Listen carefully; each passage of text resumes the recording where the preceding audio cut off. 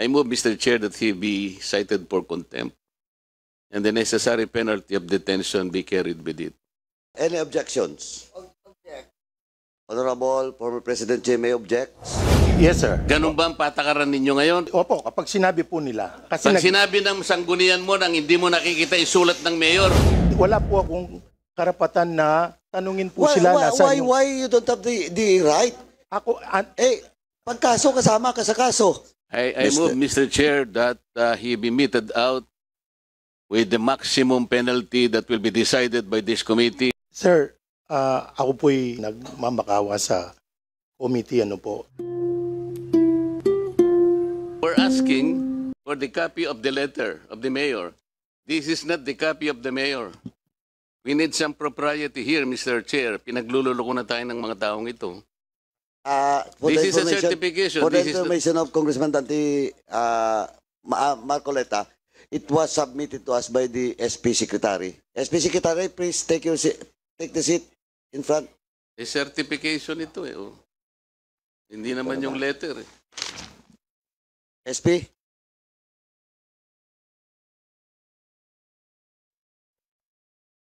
Eh,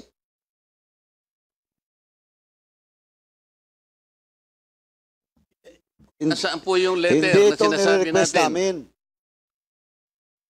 Your Honor, please, yung pong file ko, as I said during the first meeting, Your Honor, I have to verify in my office whether there is a certification of urgency available on file, Your Honor.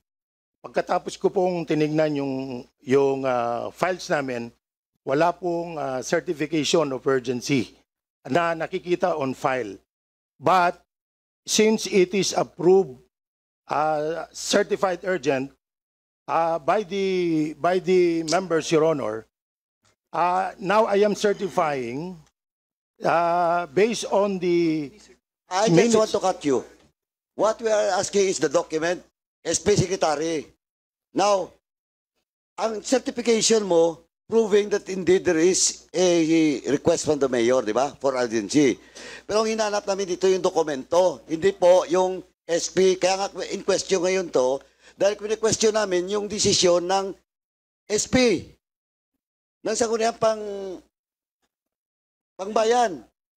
Ngayon you're telling us, what we need is the document. Now, if you don't have the document, indeed, hindi totoo po. Nagpadalang mayor. Your Honor, yung pong, let me explain, Your Honor. Yung pong, kaya nga po sabi ko nung unang hearing natin, I think I was several times asked about this, whether that certification is available in my office. During the time, I'm not very sure, Your Honor. Now, I am telling the Honorable Committee, Your Honor, after a diligent effort to find the document, I cannot find one, Your Honor. Maybe because it was not filed in my office or it was given directly to the Vice Mayor or the presiding officer during that time. But I am certifying since it is in the minutes of the meeting that it was approved, certified urgent, Your Honor. Mr. Chairman, the right protocol. Okay. Why did you make a certification? Ang hinahanap dito sa committee, sadali. Please, wait to be recognized before you speak. Ang hinahanap dito last hearing is the document itself. Yung request, certified urgent. Yun ang hinahanap. Now, sabi mo kanina, hindi mo nakita. Then why did you certify? Because the order of this committee is to produce that document, not your certification.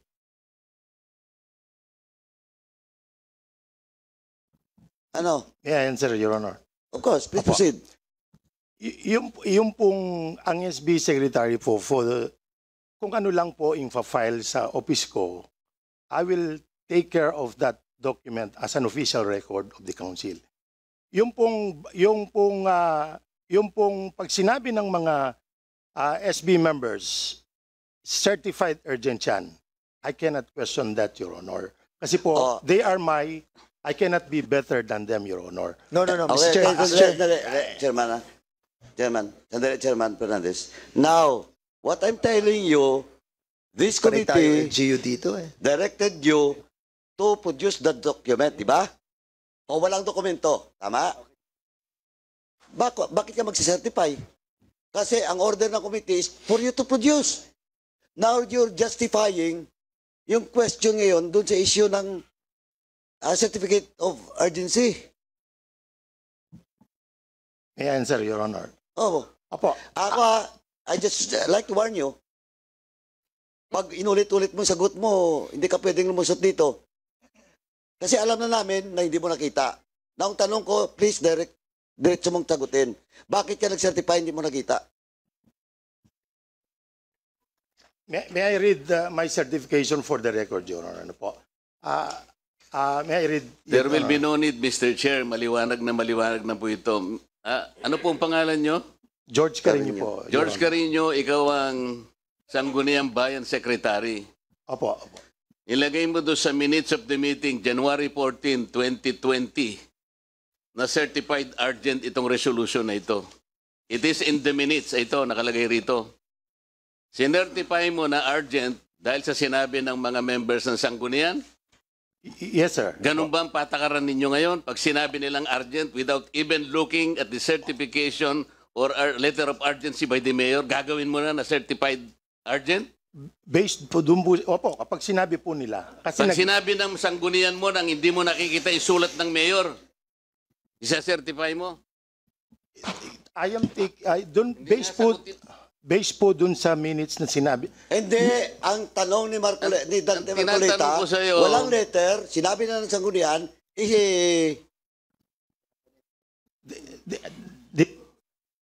Mr. Chair, sumumpa na ba ito? Dito po sa minutes Sandali namin. lang. Walang letter. Tama o hindi? Opo, tama po. O, bakit ka nag-certify na urgent coming from the office of the mayor nandito sa minutes? Kasi Nang po, hindi mo nakikita yung letter. kasi po sabi ng presiding officer, Teka muna, tinatanong ko, bakit ka nag-certify dito sa minutes mo na merong certified urgent sa mayor nang wala? based po doon sa sinabi ng So ano presiding, paniniwalaan mo? Yung letter ng mayor o yung based sa sinabi ng mga kasama mo sa konseho ninyo? with due respect, Your Honor, siyempre po kung anong sinabi ng presiding officer at kami po kaming SB secretary o ako bilang SB secretary, kumukuha lang po ako ng notes based doon sa mga sinasabi ng membro. That is only my job, Your Honor. Oh, andyan po si Mayor. Mayor, nandyan po kayo. Totoo po ba na wala kayong letter? Your Honor, Mr. Chairman, the honorable members of the committee. The previous meeting na po natin on February 14. Hindi nga, wala kayong letter, Wala di ba? po. I denied already that I did not issue a certified urgent. Oh, dinideny niya. Yes, Sino po opo. nagsising? Meron pong makukulong sa inyo. Either kayo o yung inyong Lahat po secretary sila ng nag-confirm Sangguniang na Bayan. Nag-certified ako. Wala po. Lahat ng members of the councils. Ang banggit po sa akin ng presiding officer during that time, certified urgent yan under the office of the mayor. Kaya nga, kinocover mo si Mayor eh. Tingnan mo. Under the office of the mayor po ang sinasabi Kaya ko. nga, kinocover mo siya. Ito, January 14, gumawa na kayo ng ordinance. Isipin mo, Mr. Chair, in-agenda ng January 14, kinover ng minutes ng January 14 pa rin ang ordinance. Sa isang araw, kaya nga merong urgency. Pero wala kang nakitang urgency sa office ng mayor. Sinasabi mo, did you advise the mayor when you prepared the agenda that your presiding officer informed you that it's certified urgent from the mayor? Did you call the mayor that it was certified urgent?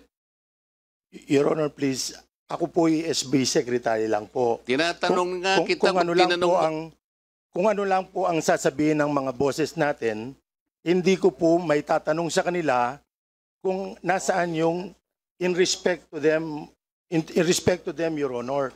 Sila po, yung pong Hindi vice ko mayor, sinasabi ang respeto dito. Mamaya na yung respeto.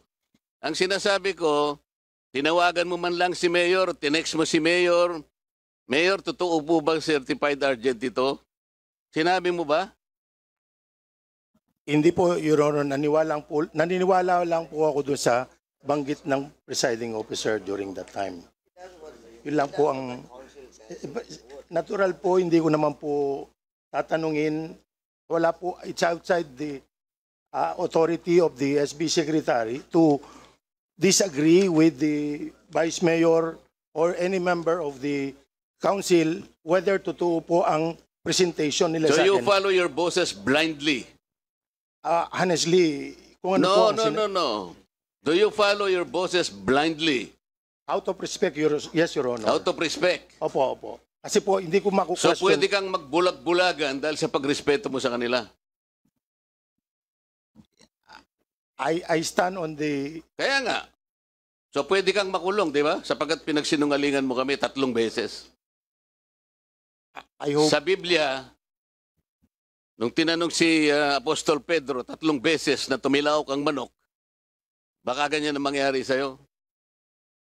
In 3 instances, Mr. Chair, first in the agenda of January 14, 2020, it was admitted that that there was a certified urgent coming from the city mayor, only to be overturned by his own admission that there was none. And then in the preparation of the minutes of the committee, the minutes of the meeting, again there was a formal declaration that there was a certified urgent letter coming from the mayor, only to be admitted again that there was none. And then finally, he submitted the certification before us, again certifying that there is an urgent certification coming from the mayor, but he still insisted that there was none. He merely blindly followed his bosses, and therefore he lied 3 times before the people of San Simon, Pampanga, and more particularly, he lied before the proceedings of this committee. I move, Mr. Chair, that he be cited for contempt, and the necessary penalty of detention be carried with it. Thank you, Mr. Chair. Mr. Chair. Before I recognize everyone, there's a motion to cite in contempt SP Secretary Carino. Any objections? Honorable former President Jimmy objects? Yes. Mr. Chair, I wanted to propound clarificatory questions so that I will know if I will support that. Very quickly, Mr. Chair. Very quickly. Okay, I will give you a few. Ilang tanong ba? Yeah, dalawa lang, Mr. Dalawa. Chair. Because there is a second by Congressman Akop. And just for the record, as of now, there is a second motion by Congressman Akop, but they are being objected. For the record, Yeah. Ma'am Jaime is voting for no. With regards to the contempt. Please Yeah. proceed. Clarificatory, Mr. Chair. Ilang beses ko po kasi narinig yung salitang my loyalty is to my bosses. Did I hear that right earlier? From... Opo, one way of saying I cannot be better than the boss, the Vice Mayor as an appointing authority. So, Mr. and Chair, the if SP I may, members. Mr. Chair, baka dito po kasi in aid of legislation, may we inquire from the Honorable George Carino, sino po ba ang boss nyo sa pagkakaintindi mo? The appointing authority is the immediate superior of the who is the Vice Mayor, Your Honor. And the SB member are also my superior in the legislative processes, Your Honor. Ang banggit ko po dito, I hope... Yeah, so Mr. Chair, just to cut short the time, medyo dun po kasi nakakalito. Kasi, Mr. Chair, with due respect to Mr. George Carino, as a government official, ang boss nyo po ay ang mga taong bayan, ang mga taga San Simon. And I think that should be corrected, Mr. Chair, for the record, that all of us, our power emanates from the people who are paying our taxes. So I believe that can be corrected. My next question, Mr. Chair, in relation to the motion of the Honorable Marcoleta and the answers during the previous hearing, narinig po kasi natin yung mga kataga sa isang buwan, approximately there are 4, did I hear that right, correct? If my memory recalls me right, apat yung mga certificate of urgency na ini-issue? That was your answer before. Opo, Yeah, but please answer it with a yes or no. So it's yes, Your Honor. okay. So the statement of the SB Secretary, naging pangkaraniwan na kapag may mga land reclassification or request from the office of the mayor, even without documents, as long as it is certified urgent, it's being done approximately on a minimum 4 to 5 times. With that, Mr. Chair, I'm going to put forward the proper motion that we be given a copy of all these urgent requests, because this is also in relation to the action of Mr. George Carino. Lastly, Mr. Chair, may I ask the Honorable George Carino, ano po ba ang responsibilities ng Sangguniang Bayan Secretary? Under the local government code po, ang trabaho ng SB Secretary is to attend the meeting and take minutes of the proceedings, Your Honor, posting of the ordinances approved by the... Mr. Chair, do you examine documents that are being given to you, or you just blindly follow whatever is whispered to you?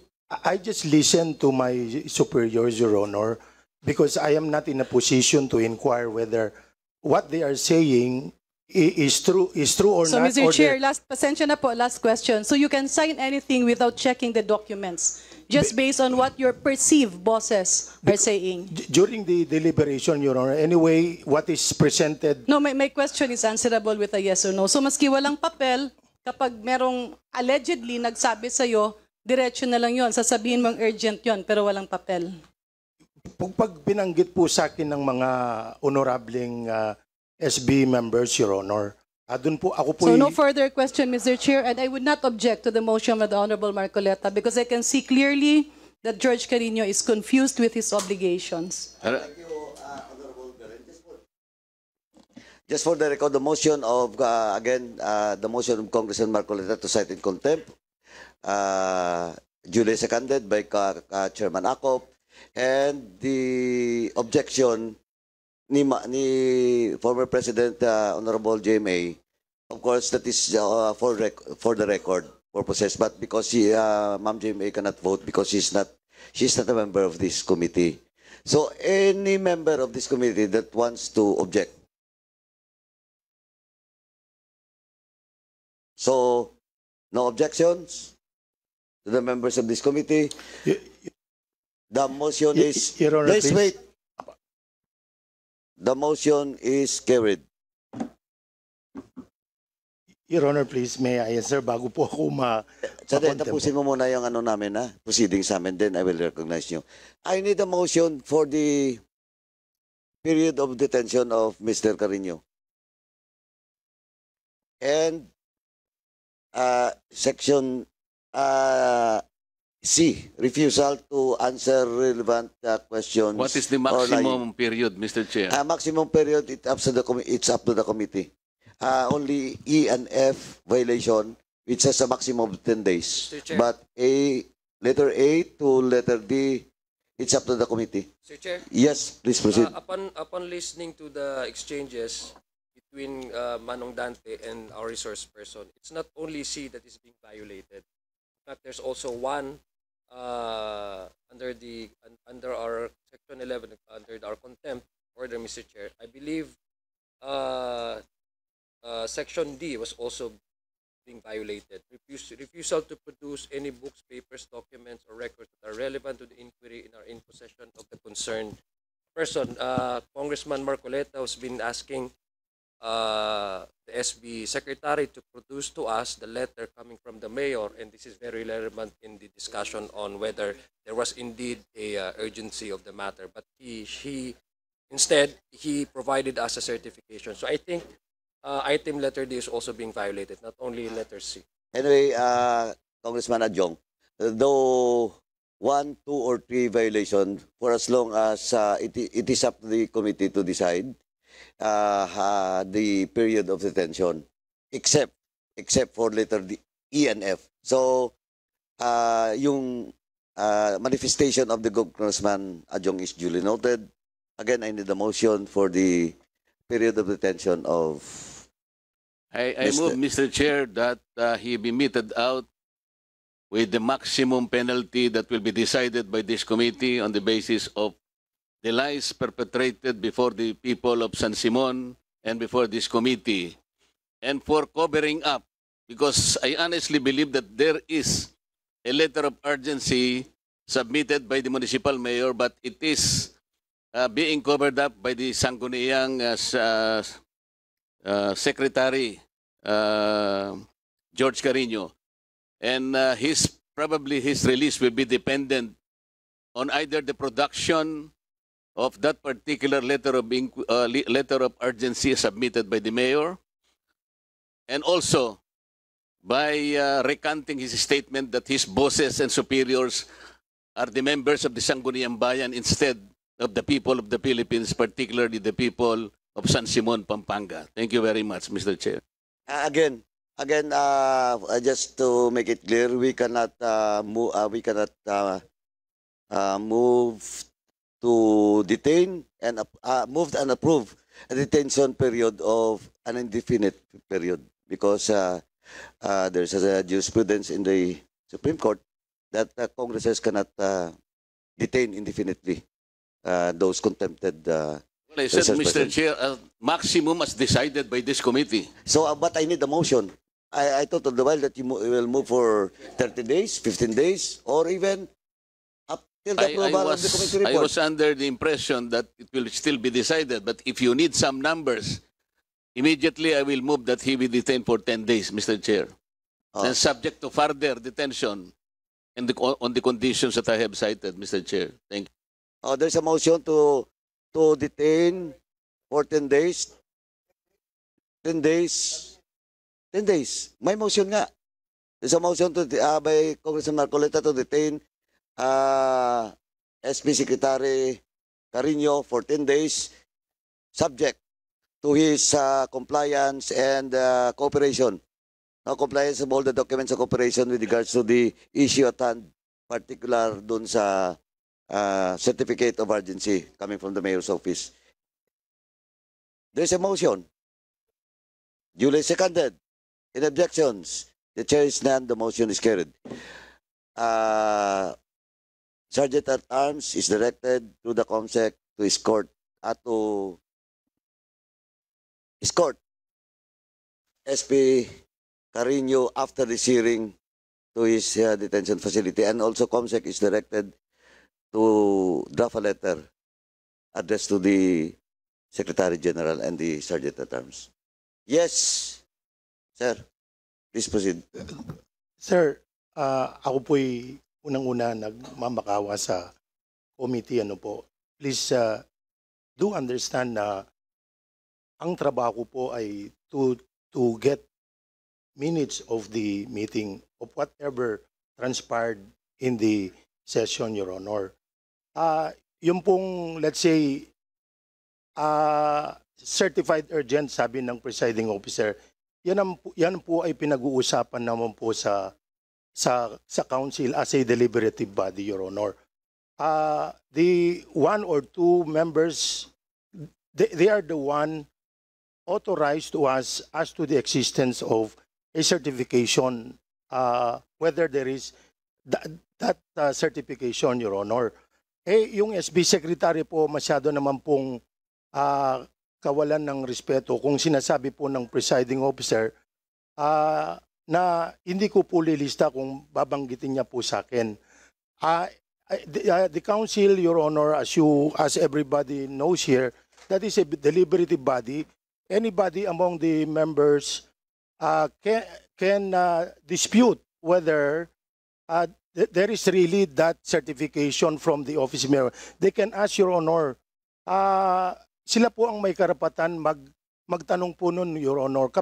Kasi po ako naglilista lang po, nagpe-prepare lang po ako ng calendar of business, at kung ano lang po ang banggit doon, yun lang po naman ang lilista ko, at binanggit po ng presiding officer, Your Honor, na certified urgent yan during the deliberation of that particular ordinance. That Sorry, I cannot Sir dispute, Your Carino, Honor. narinig ko na yan. Please do understand that, Your Honor.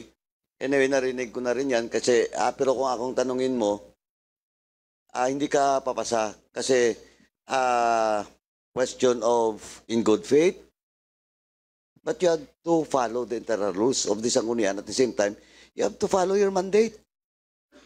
Anong mandato mo? Diba? Ito lang, kasi simple-simple lang, matagal ka ng SP Secretary, hindi mo man lang, o saan yung mga dokumentong nito? For record purposes, wala, di ba? Your Honor, I'm not, No, diretso lang, wala, di ba? dun sa mandate ko po, wala. Hindi, tanong ko lang, Dun sa, mayroon ba wala? let me just Hindi, say tanong this. ko lang, yes or no? Po, wala po akong karapatan na tanungin po sila nasa Why you don't have the right? Ako, Pagkaso, kasama ka sa kaso. kung ano po, ito po, with due respect, Your Honor, po. Ako I tell you, hindi pareho yung mga SP Secretary na kilala ko. They need to produce the document for such issue to be agendad. And especially, ito pong certification for urgency ng mayor. Hindi mo pwedeng sabihin sa akin yan because yung mga SP secretaries ko, nakilala, hindi ganun.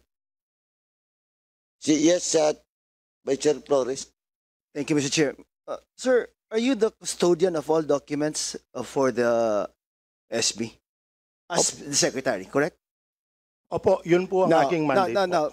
Because as the custodian, you issued the certification that there was the certification issued by the mayor for the urgency of that particular item, correct?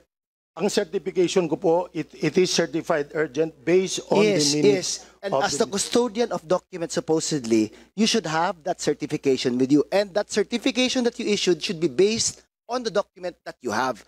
The fact that you submitted the certification to this committee without basing it on the certification or the document that should be in your possession, that in itself is why we are reacting this way. Because you should not have issued the certification based on the say-so of any member of the SB. It should be based on the document, you being the secretary, you being the custodian of documents. That certification should be based on the existence of that document. Sir, with due respect, Your Honor, kung ano lang po ang ipa-file ng mga honorable members sa akin, yun lang po ang aking itatago po. Anyway, sa SP Secretary, paulit-ulit na po tayo dyan, no? Anyway, the motion of Congressman Marcoleta was already approved. So Mr. Chair. the decision of this committee still holds in stand. Mr. Chair, para na lang kasi ulit-ulit na. So may we remind all the resource speakers to refrain nga po from lying, ano? Kasi nga, I just wanted to ask briefly, Mr. Chairman, yung DAR. Sandali, Chairman In Fernandez, relation to what I'm trying to say. some of the members is waiting No, and no, you have... quick question lang in relation to what I'm trying to Anyway, after Congressman Adjong naghintay sa kanina, din balikan kita. Okay? Kanina pa to eh. Oh, isa lang. Isa lang. relation lang. Congressman Adjong, Kapraso lang to, kapraso lang. Please proceed. Dar, pag wala kang conversion order that was issued dito sa property ito, those people who are conniving, no? That's the reason why na-construct, na-convert, na-classify nila on their own, nakapag-loan ng 60 million. What is the penalty under our existing law on this on the criminal aspect? Actually, Mr. Chair, for the illegal conversion, it will be prosecuted by the Fiscal's Office. But with regards to the actual The penalty lang, penalty, Prison Mayor. I will say, I Hindi mo will alam. ask my... Sige. Prison Mayor, 12 years. And that's the reason why we would like, gusto ko sana manggaling sa'yo, but would like to remind everybody that without this conversion order coming from the DAR, all of these people who are conniving for this purpose will be meted out at 12-year imprisonment. Maraming salamat po, Mr. Chairman. Thank you, Chairman Fernandez.